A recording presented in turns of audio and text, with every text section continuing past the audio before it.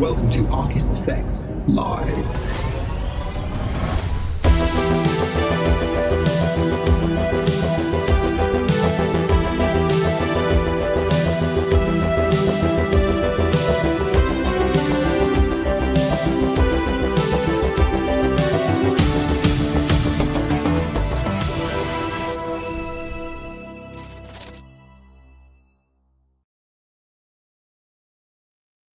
So I picked this up for cheap today. That's a multi-layered joke off Amazon. I don't think we can focus on this. Nice little prop. I wish Bitcoin isn't anywhere close to the price this cost me, which is about $6. But maybe we'll get there. I don't know, looking at the markets. Hi, everyone. Welcome to ArcisFX's crypto live stream this Friday. So I'm a little bit disheveled. I've just come off the back of a yoga session, which is very important, of course, for your mental health and for trading. Let's have a look what we got. Okay, good afternoon. Hi, Emily. Thanks for being here. Happy Friday indeed. Yeah, I wanted a bigger one because I've been using AI obviously for a lot of the thumbnails. So I'm holding these really big Bitcoins and I was hoping to try and find a real one, but the only one that size I could find was like a chocolate coin. So, you know, that's just, you know, I'm just going to end up eating it, aren't I? So that's no help for thumbnails. Right. Interesting week, interesting times. Let's just get a bit of context. I'm going to put a chart up first and foremost. Here we go. All right, here we go. So this is just Bitcoin daily. And yeah, well, as far as I'm aware, that James's amazing Bitcoin light plug is a little bit on the expensive side. But I do, hi Lola, good to see you. What I would say is that this area behind me is a shambles compared to James's wonderful webcam backdrop. So I'm going to start. We're doing renovating here, which is part of the problem. I can't really touch it, but I'm going to be looking in to just making this a little bit better. Maybe not as cool as James is with his Bitcoin light plug and everything, but we'll be and surfboard and everything. But we'll try. I am going to work on this for sure. But I've been putting it off because we're renovating, and if you see this wall over this side, it's a complete mess. But anyway, enough about that. Right, markets. Okay. Now we've got obviously Bitcoin daily chart at the moment. Yeah. I'm not big on knockoffs. Maybe I'll just go to South Africa and steal James's when he's not looking. But obviously Bitcoin has been selling off. There is a lot of concern in the market at the moment. So what is exactly going on? So let's just get a bit of context before we jump into Bitcoin. Now, there is a next week when I do Bitcoin update. I've actually strangely got an appointment when I usually record it. It takes a whole day typically to do, and I'm going to pre-record some segments this time so we can make sure we get the release out on Tuesday. But I will be probably going to be looking at a little bit more about this one topic, which is Bitcoin's 4-year cycle. And there's been a lot of discussions about whether the 4-year cycle is going to end. Now, there's institutional adoption has been picking up, and it has been the driving force between. Well, I mean, just for clarification, the Bitcoin's recent bull run, this cycle, excuse me, started in middle of 2023 and really kicked off in September because I was actively trading then at the moment. And that was essentially the starting gun, was essentially the fervor around the ETF approvals around late 2023. And we've been ascending ever since. Now, the question about the 4-year cycle, the suggestion is that because every halving, the amount of Bitcoin which is entering supply is becoming negligible. People are suggesting that, you know, we will see a very different Bitcoin going forward. But honestly, 2022 was the bear year, and if cycles repeat, 2025 will be the bear market year. Now, it looks like, based on some of the unfortunate losing of key levels and moving averages at the moment, and it's not confirmed by any means, shapes, or forms, and it's one of those things where we don't know, you know, when the bear market exactly starts until after the fact. And I don't want to be all about bearish stuff too much, right? But I think there is a question about, can the market break free of Bitcoin's mechanics? And if you understand, and there's so many people who are trading Bitcoin who don't actually understand the mechanics behind what Bitcoin is, its hash rate, the halving, all of those kind of things, and why it's deflationary, and why how it works and how it self-corrects and how it adjusts. And I am a bit skeptical about the whole breaking of the 4-year cycle. So even though as a trader, I'm not very happy at all about the prospect of a bear market next year, not so much for Bitcoin. Bitcoin's going to be fine. But what I mean is that we haven't, because of the issues with the trade war and all of these things we've had over the last year with I'm not trying to be political, but there's no disputing that the trade wars have not been good for economic stability.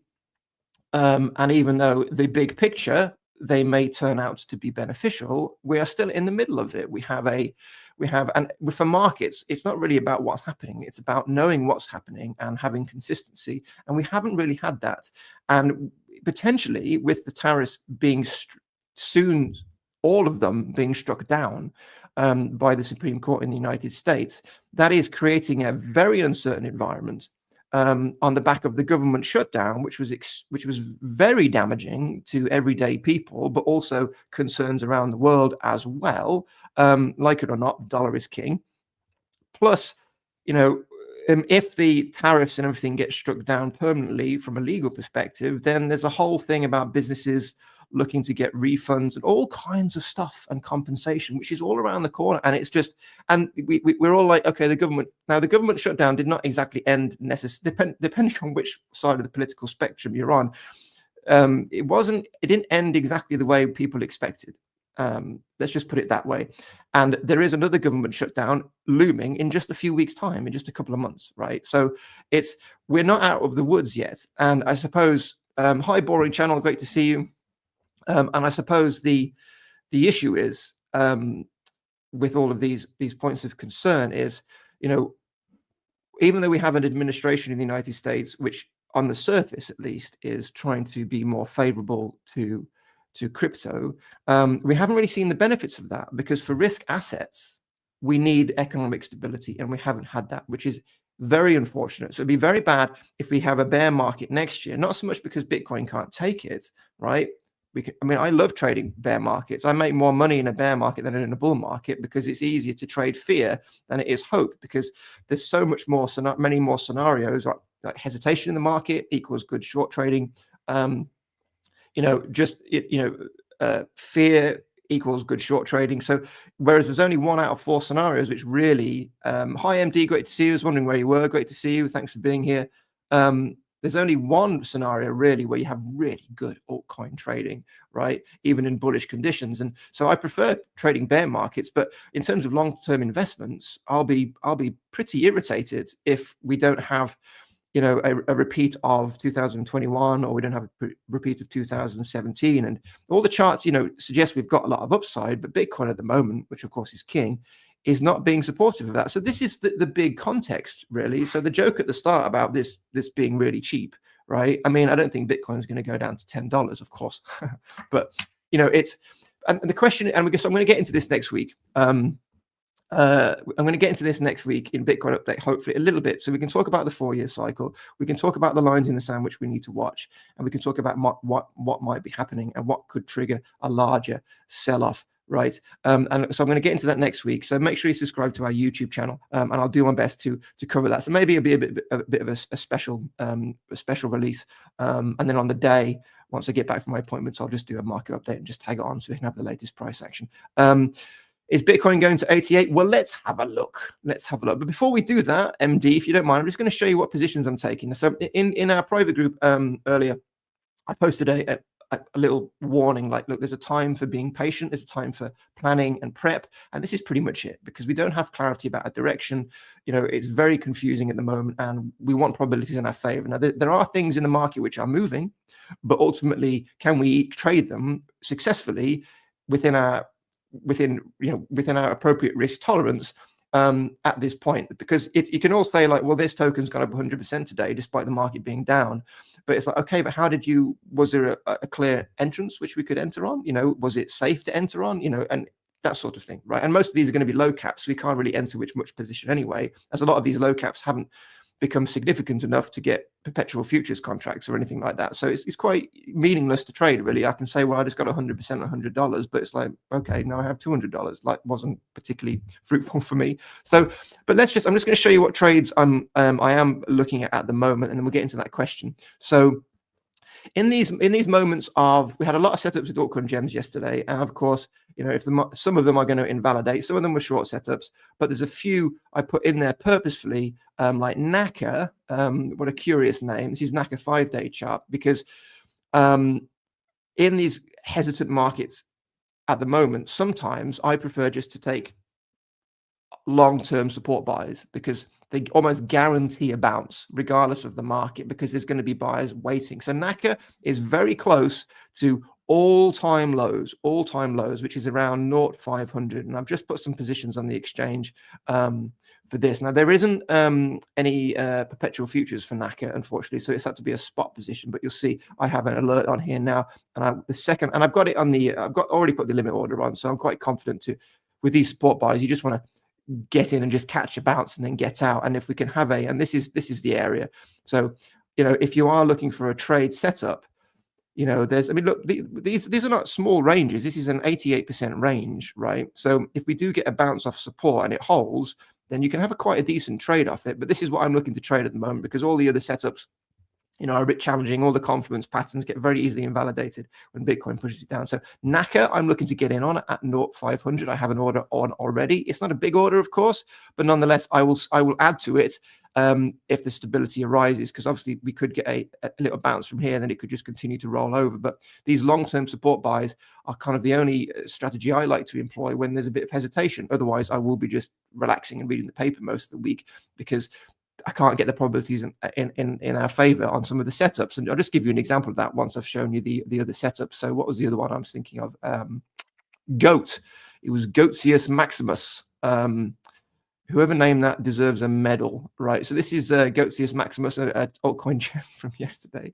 And again, this is a hard support buy, right? So I try and put for altcoin gems an array of setups which are appropriate for the current market conditions. And that includes if Bitcoin, you know, bounces from here. But you can see we're entering a low volume node. This is the bottom, the lowest we've ever been. And I'm looking again. Now, there is a perpetual futures contract for GOAT. So I am looking to enter on this. I have, I think, a small 2x position. And I've already got the order on. I'm looking to come in here and scoop up. This is the pandemic crash. It's only 2x because, again, I don't want to risk. There could be a lot of more downside very quickly if Bitcoin loses some key levels in a few days' time. So I'm being very cautious. But I also have another play coming in here at around, not exactly at 3,550. So that's my setups I'm looking at the moment. Those are the trades I'm looking to take, and they may get filled today. And we maybe discuss those setups a little bit later. But the question was, MD, always great questions, is BTC going to 88K? Right. So let's have a look on this chart. Let's have a look. Here we go. Nope.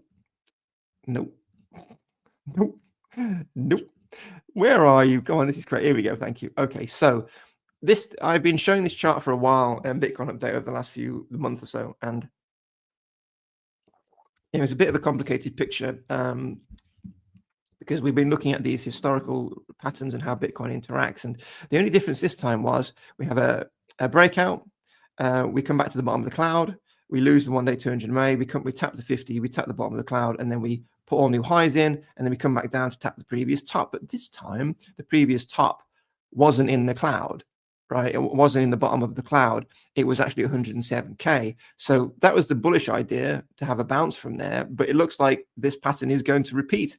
And 98K was essentially, there is obviously a little sub level here, which we're kind of bouncing off at the moment, which is, I'll show you on another chart, which is around 94 or something. We'll have a look in a minute. But ultimately, there's nothing much left now between here and 89K. So I do believe, yes, the answer is we will be looking at 88. I don't know about 88, but 89K for sure, I think, at the moment, based on this TA, right? Now, obviously, if we get we could, you know, Bitcoin, you know, we can look at the previous reactions, right? We've had a tap all the way back down previously, then we've come back up and then come back down again. And here again, we didn't have quite the bottom touch, and then we had a bit of an arc, and then we came back down. So we could maybe expect a bit of a recovery bounce and see something like this potentially. But there is a problem with that. And let me explain. It might sound a bit counterintuitive, but if I want Bitcoin to come down quickly now, I want it to hit the bottom of this cloud very, very quickly. And let me explain why. So just this is the 2-hour perspective as well, just to show you. So we've lost 98, which was the buffer zone of this local support area, which is now local resistance. That was a double bottom, which we were playing off. We just couldn't hold it. There's too much resistance overhead.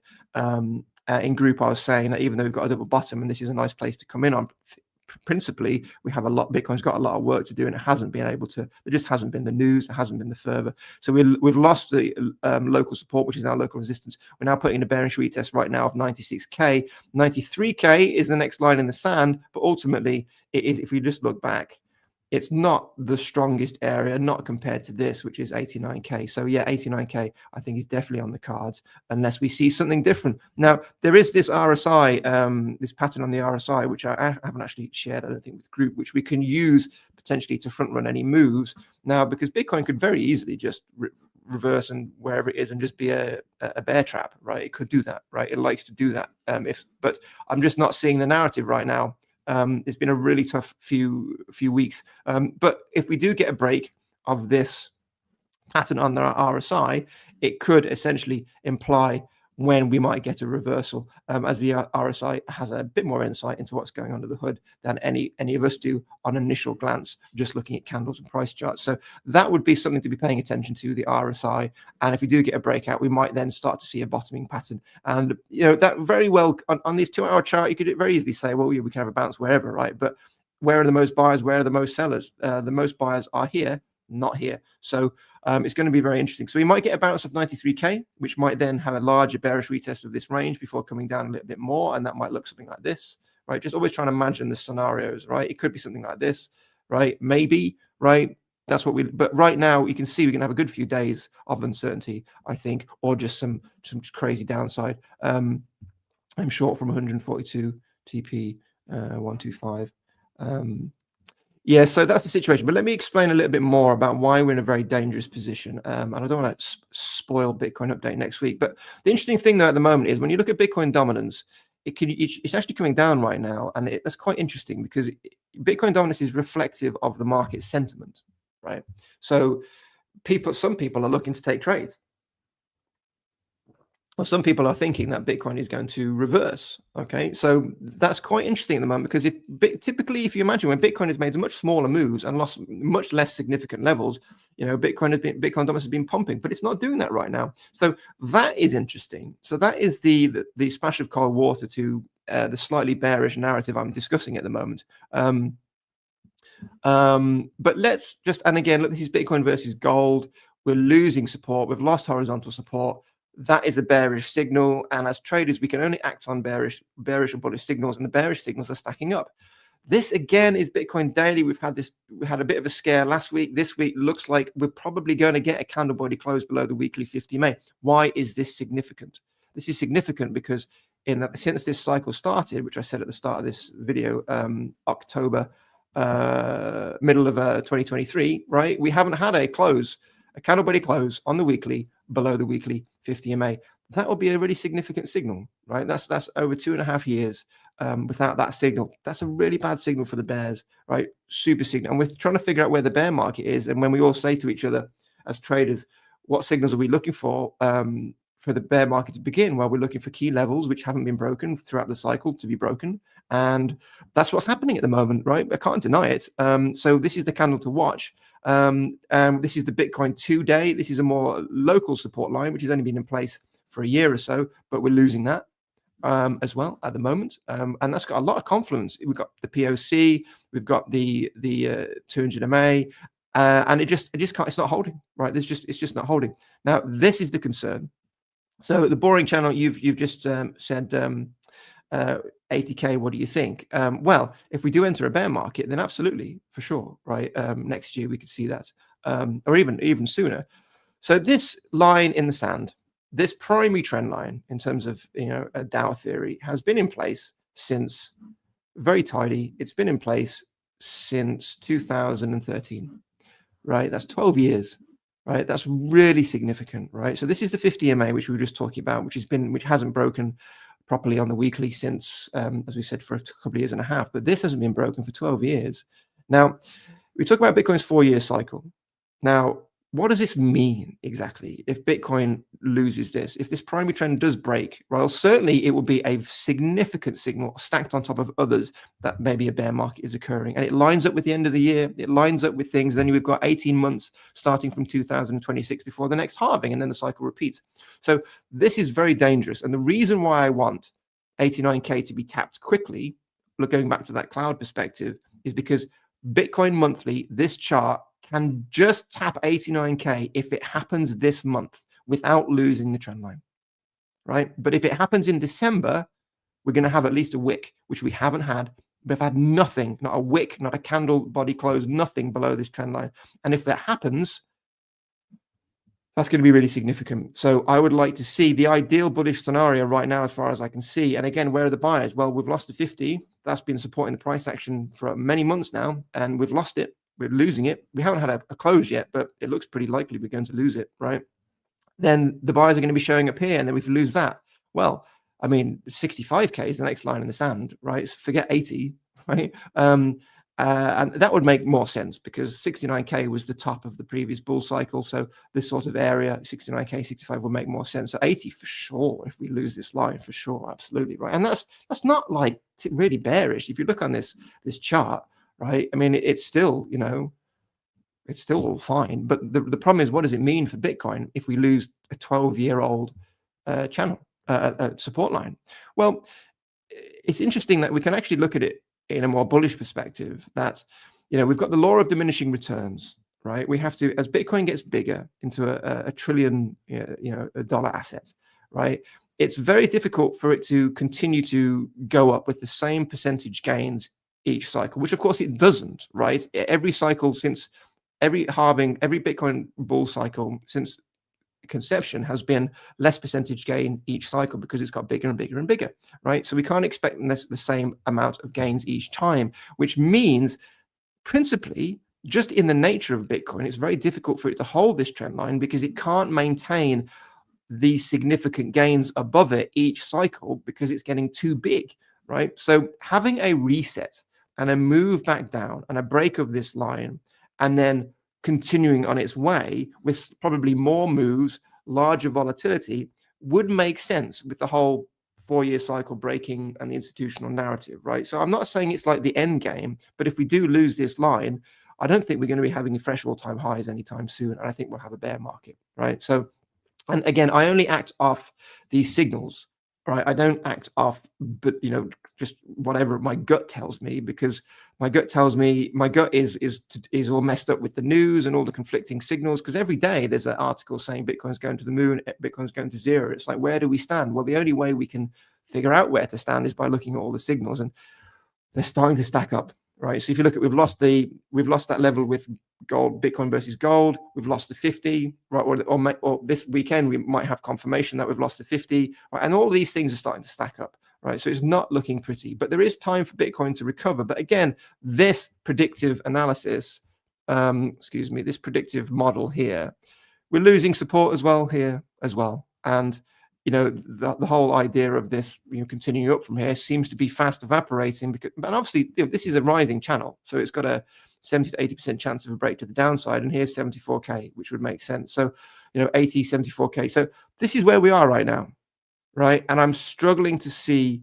a narrative right now for recovery. I really am. And we've got these channels are still intact, and we could have a fake out, but we need to see something different, and we're losing, and it's a different narrative to where we were down here, because the 50 is acting as support, the 50 is not acting as support now. So we're in a bit of a pickle, is what I would say to that. So I'm going to try and get into this next week a little bit more, but not looking hot. But the only interesting thing, as I said, is Bitcoin dominance.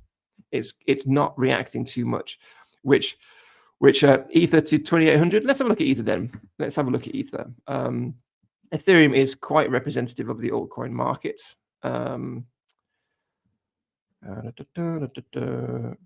me just Ethereum, no, that's EWT, lots of E's. Okay, so I'm not sure that's the best chart. 2800. Oh yeah, I mean, look, this is 2800 here, right? And again, where are the most buyers? Where are the most sellers? I mean, this to me is the most significant support line for Ethereum right now. You can see bouncing, resistance, and that is 2832, right? So yeah, absolutely. I would say MD, yeah, Ethereum's 2800. I mean, we are forming a double bottom at the moment, but it's like we've got all this resistance overhead. We've got to get clear of it. We have to get clear of it. And when you see these patterns break to the downside against probabilities, that's really bearish. It's really, really bearish. So I would say, yeah, for sure, we could be tapping 2800 unless we see something different. So it's a simple narrative. If we can't get above 3650, well, 2800 is the next stop, and that's just the way you need to do it. And if we don't see that, I mean, XRP as well. I mean, XRP is looking a bit better, right? We've got a potential, things happening, but it's struggling. It's just, I mean, it's such an easy opportunity. It's just such an easy thing for XRP right now to just get above here and start off its bullish narrative again. But the bulls just aren't showing up. They're just not showing up. Yeah, I mean, there'll be a small bounce. I mean, we could continue much further down. I mean, we're in a much bigger pattern with Ethereum, which for some reason just seems to. Is this it? No, that's not it. That's a very strange chart. I mean, yeah, this is the. Let's see if we can find the other one. Oh, here it is. So yeah, we're back in this pattern, right? And this is 2800 down here, which makes perfect sense. There is an order block here, but we're in no man's land right now, okay? And this is the most logical place to come, 2,300 back into the pattern. But this is the line in the sand in the middle, right, where we could maybe come back down and retest. And based on this move, so if we look at this move, that would be 60% retrace, right, which is pretty healthy. And for crypto, and again, we could just draw a line in the sand, right, and just trade off it, right? Just there you go, right? Really straightforward. Wait for it to hit here, maybe it bounces here, and then we've got somewhere to trade off. But it's not happening now, and we haven't got something to trade now. So, as I said, the reason why I showed those trades at the start is it's there's very difficult setups at the moment. So these hard support buys, which haven't been touched in a while, are the only sort of plays I can think of. I mean, we can look at these setups. Right, so these are really nice setups, right? We've got really nice plays, and this is a support buy which is going to come in. But are we going to get a breakout? Right. Well, again, we need some bullish movement from Bitcoin for that to happen, right? And this is a good setup. This is a lovely little setup. A nice break from here, right, out of this smaller pattern on GOAT 4-hour chart is really great, but it's just not happening. It's just not happening right now because of Bitcoin. But it's interesting actually how the altcoin market is holding its own a little bit. So an interesting perspective would be that Bitcoin does start heading down and enters its bear market, and then we get a rally from the altcoins. That might be interesting, right? Because everyone will just think, oh well, and this might be the Bitcoin loses its throne sort of thing. Now, again, I'm not suggesting that's going to happen, but everything's just in a holding pattern right now. This is SDRK. Was this something I was trading? No, I think SDRK actually. SDRK is something I'm trading actually. This is it. I'm looking to come in on this support here with SDRK, but I think I might have missed my entrance. To be honest, I've got another alert on here. Yeah, so I was looking to come in at SDRK with a nice support buy here, but I think it's already moving. So it's quite interesting that it's moving in the face of Bitcoin. So something is afoot. Let's just put it this way. And we need more data. And what did we say about Sol? Here's Sol. So I got a question about this in the group earlier. Let me just put your comment up so everybody can see it. Sol long at 100. You are long at 100 or you're going long at 100? So for Sol, we've got this descending channel. We've got resistance overhead. I was going to post this setup earlier in the week, but it invalidated because it was going to be a breakout trade of resistance, but we've headed down. So we have got this resistance area, which is going to be a breakout entry if we recover. You could trade the breakout of this descending channel. Yeah, we'll go. Okay, thanks, mate. Yeah. We could trade the breakout of this descending channel, but really, this is the next line in the sand for Sol, and I would just wait for support now. So 126 would be the most logical place to come in on as a support buy. I haven't touched it since the summer, so that's not a bad play. Look, forget the bear market talk for a minute. I'm not seeing Sol going to. I mean, sure. I mean, obviously, 100 would be a great buy for Sol. It'd be fantastic, but by the time we get there, the whole bullish narrative will have evaporated completely. So let's not get ahead of ourselves. I would say, you see, obviously people have got your idea, MD, for sure, but I think the most people are looking at this, and this is why the order block's quite significant here at around 126. So I think, if we do get if Bitcoin heading down to 89K, Sol will come back down to this level. Then we've got some potential plays, right? But as I said, we've got a larger narrative at the moment about Bitcoin's 4-year cycle, and it's invalidating all these key levels. So it's not the same situation, really. We've got to be careful, and I'm not sure everyone's seeing it, if I'm honest. But yeah, 89k. Right. Let's just take a minute to hear from James while I have a sip of coffee, and I'll be right back. Hi there, I'm James. I'm the founder of ArcisFX. I'd like to personally invite you to join our 24/7 trading group. This is built for traders who want an edge. Inside, you'll get access to live calls on Forex, commodities, crypto, energies, and metals, along with exclusive daily analysis designed to unlock your trading potential. And this in both traditional and now in digital markets. I'm talking Bitcoin, crypto, altcoins, and tethered currencies.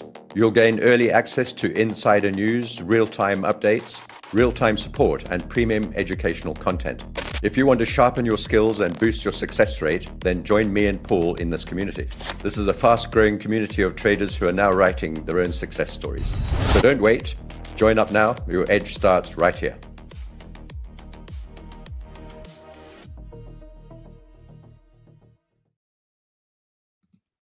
Yeah, so either there is a massive bull case in the making right now, or we have entered a bear market. Yeah, I think that sums it up pretty well right now. It's and we just have to wait and see, but we mustn't close our eyes to what we can see right in front of us, right? And we mustn't do that, right? We just can't presume there's going to be a better track and a strong recovery, because you were looking at the macroeconomic conditions, and they're not great. They're not great at all. This is the situation, right? You need a good weather conditions for for plants to grow, etc. It seems like ZEC did get the holding pattern message, did not get it. Let's have a look at ZEC, because I put ZEC as a short play, but it has kind of come up a little bit. So let's have a look at ZEC. Yeah, so I was umming and ahhing about this short play today, and one of the reasons why we've got two possible entrances for ZEC is because it's such a bullish narrative with ZEC at the moment. So it's we've got to be very careful when we're shorting it. But we have this double top. We had a break of the neckline, but again, in the face of Bitcoin coming down, there's so much just bullish further still around the Zcash. But we're running straight into an order block, which is why the second entry for a short is probably going to be the 200 MA. So I was looking to short this. I was looking to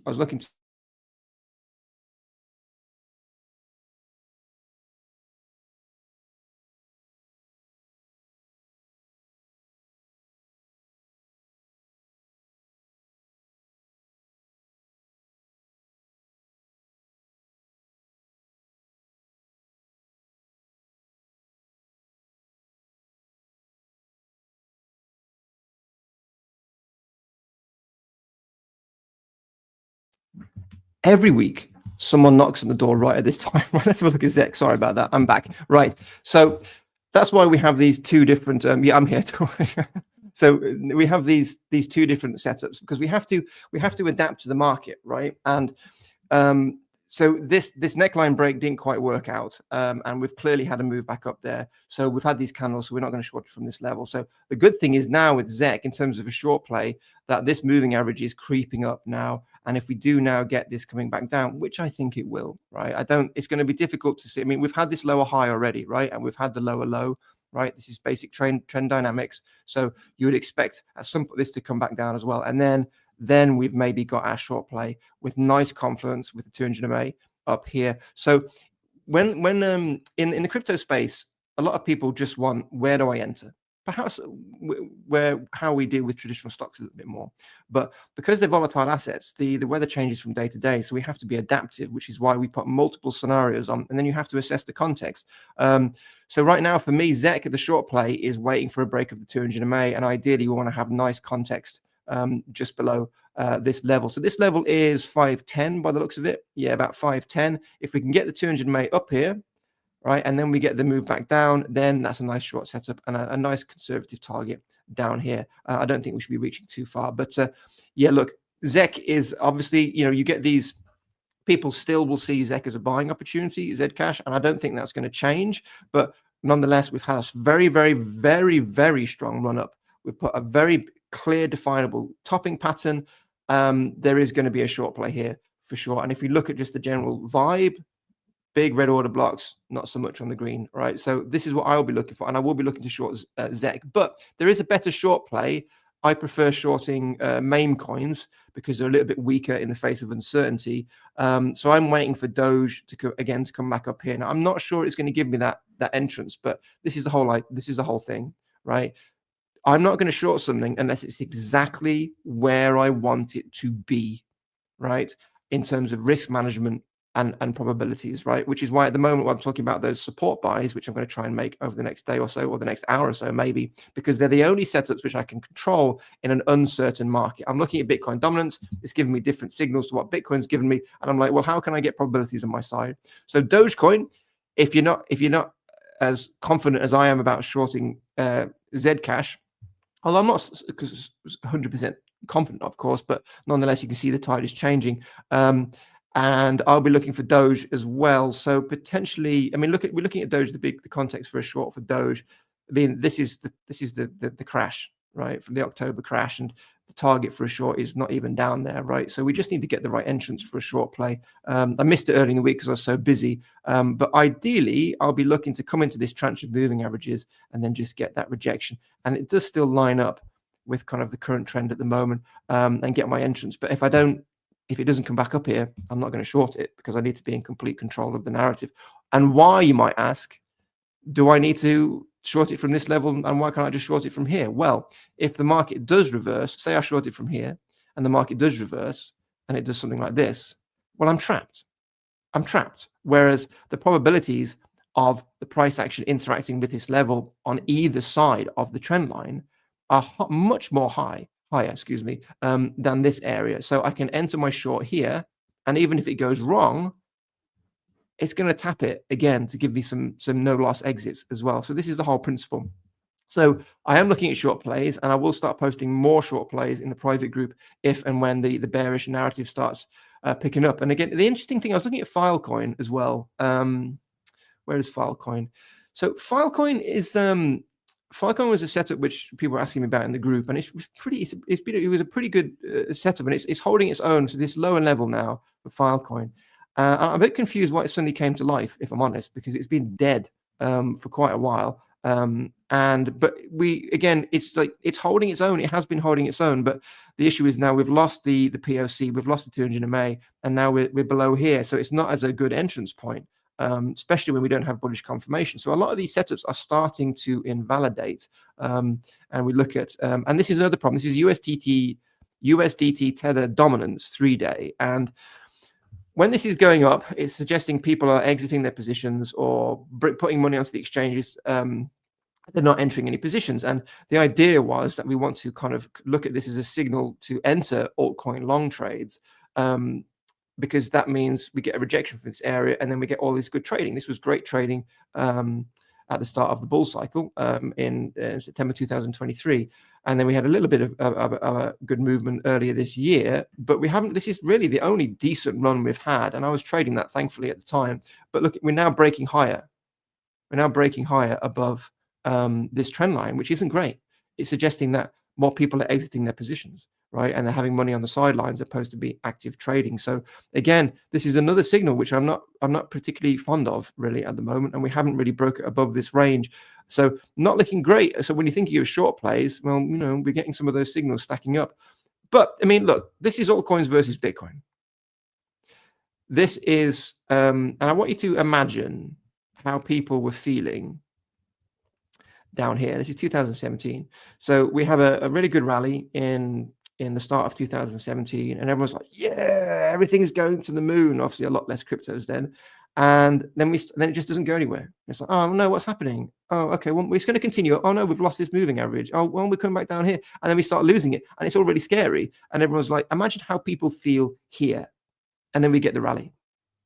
And here we are again. We have this rally here. Everything's cool. We have the ignoring the pandemic here, right? And then we have this run up, and everything's bleeding up slowly. And then we have this move back down. Everyone's like, oh, well, altcoin season's over. It's all done. Everything's done. And then we tap this level, and then away we go. And this is an extended level of non-fun, shall we say, for altcoins. And the crash in October tapped it. Now, if you see Bitcoin coming down and having a bearish narrative the next couple of weeks, but recovering before losing some of its key levels, like the primary trend we're talking about, then we could see another tap of this, and then we could blast up from here. And then everyone's like, oh, well, we have got an altcoin season after all. And this chart, is pretty decent. And we're nowhere close to losing the narrative on this one. So it's super confusing picture right now, for sure. Let's have a look. I am seeing people are talking about, to see where, but yeah, okay. Funny enough, I have a chart for that. Somebody asked me about that today, and I didn't want to step on James's toes because that's definitely his field, his area, and I'll be looking to talk to him privately just so he can give me some advice about this particular, what his thoughts are on strategy. But let's have a look. I've got a chart. Now, I was talking to James about this earlier in the members live stream. So look, MicroStrategy is leading the way.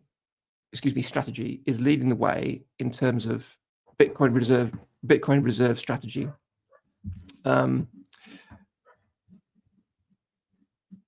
It's leading the way in terms of Bitcoin reserve strategy. And what does this mean, though? Right? What does it mean? So it's buying a lot of Bitcoin, right? Is it representative of Bitcoin being bullish? So does it mean that they're buying Bitcoin because they're bullish on Bitcoin, or do they have a longer term strategy? Are they able to absorb, right, a significant loss? When did they start buying Bitcoin? At what price points? It certainly wasn't, at the current price points. It certainly wasn't in six figures, right? So how much can they profit? Can they, how much profit have they got from earlier positions? How much profits have they got from earlier positions compared to their more recent investments, and can they offset some downside? So honestly, it's difficult. I don't understand why people are saying that MSTR it can be quite representative in that respect, but I'm not quite seeing it because the idea behind what they're doing, of course, is to accumulate, right? It's to accumulate, and seeing it as, because and that just makes sense. The narrative for Bitcoin is always going to be, is always going to be that. It's always going to be everyone should be buying more Bitcoin. Everyone should be accumulating more Bitcoin. That's not going to change. That narrative hasn't changed. Bitcoin is still digital gold. It's a deflationary asset. It's going to be very important. But is it reflective of sentiment in the short term? I think MicroStrategy, they're going to keep buying it at whatever price levels because they have massive goals to get so much more than they've got at the moment, right? They're just going to keep buying it, and lower price points is going to benefit that strategy. So, if you excuse the pun, so I'm not convinced that it's reflective of where Bitcoin could go, but we are in support zone for sure. We are entering that support zone, but we have again lost this diagonal support line, and this was courtesy of one of our group members. So thanks for that. So it's like we could get a reversal from here, but is it reflective of the market? I mean, let's have a look. Let's just see if we can find a bit of a correlation here. So this is July 2025, right? And we've been selling off essentially since, right?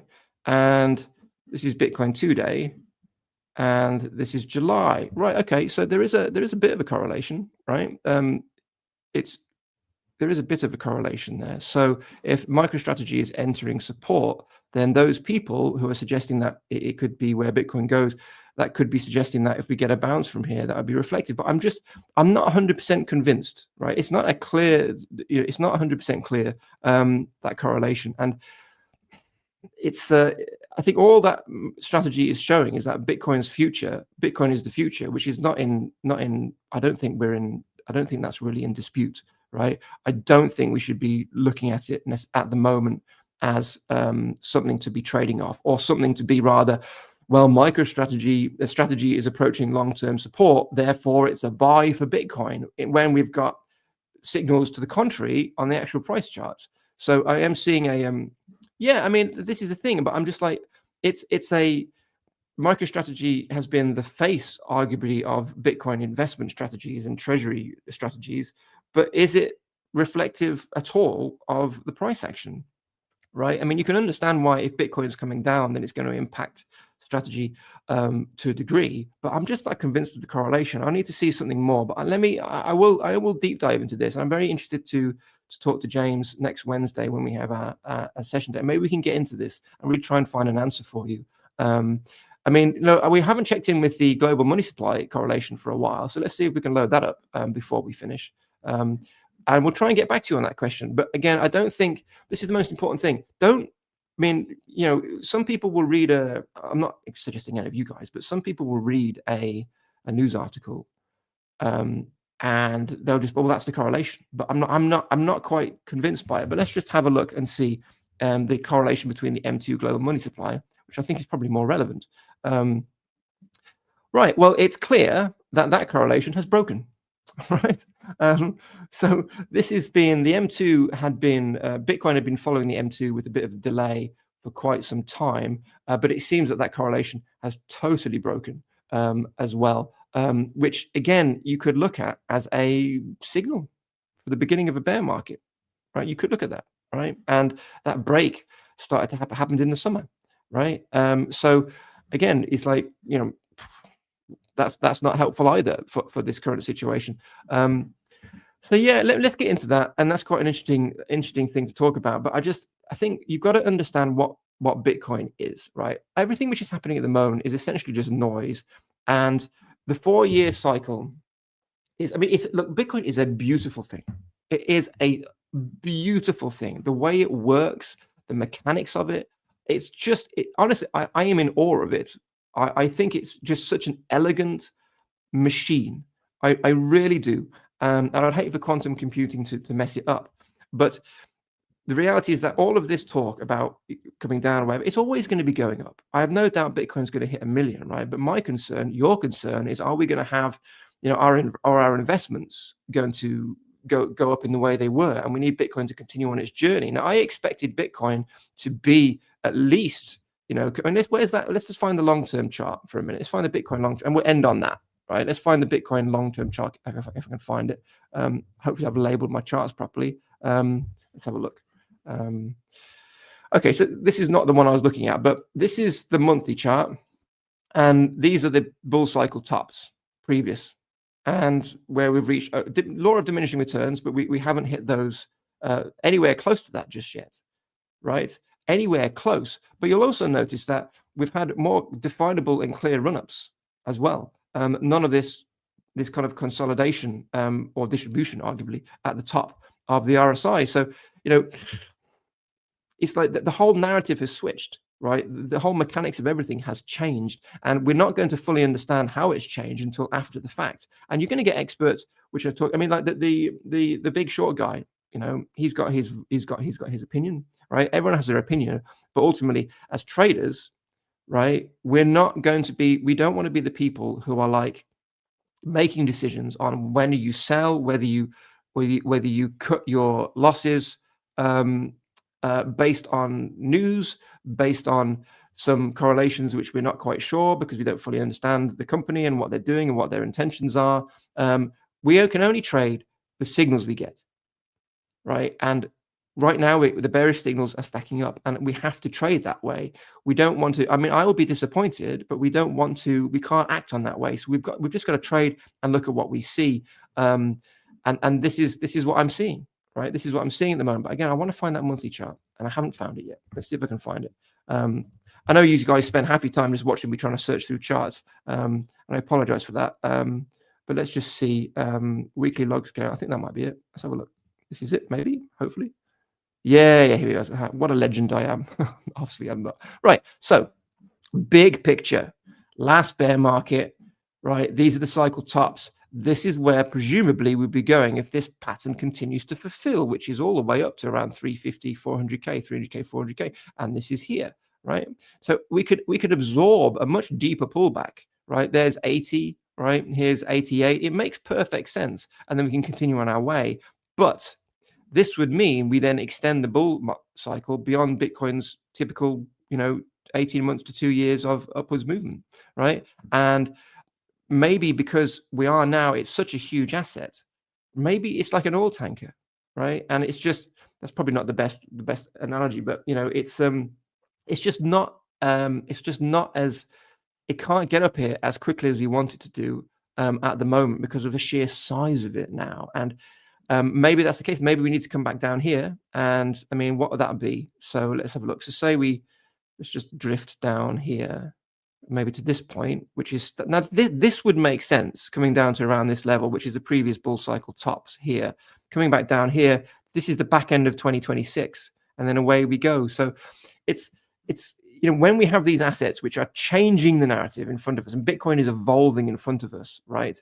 It's very difficult to make these assessments. I mean, we can just draw a line. Let's draw a line, and you can see, yeah, look, see, we have a broken line, and that's not great. That's not good at all. We don't really want that. Yeah, it's a very interesting picture, and make sure you subscribe, of course, to the YouTube channel, because James's insights are totally fantastic. He comes at the market, of course, from a different perspective to me, but you put these two things together and you're probably going to have the answers which you seek. But my mission is to make sure that we are only trading the reality of what we're seeing, because the market, of course, the candles, they all reflect what is actually happening in the market. And it doesn't matter how many fingers we cross or how many correlations we think was, well, if MicroStrategy comes down to here, we're going to get a bounce, but it doesn't change the fact that we've lost these key levels and the bearish signals are starting to stack up. Right now, it might just be a bad month and we might be able to recover, but it's got to happen quickly, as we talked about. So interesting conversations, interesting things going on in the market at the moment. But if you are looking to take trades, smaller positions and probably hard support buys are your best play, or short positions, which are in manageable areas. Why do you want to be in manageable areas for short plays? Because as we said, if we haven't quite had confirmation like of a bear market, right, it could go either way. ZEC is a perfect example of this, right? So we've got to be very careful. Choose your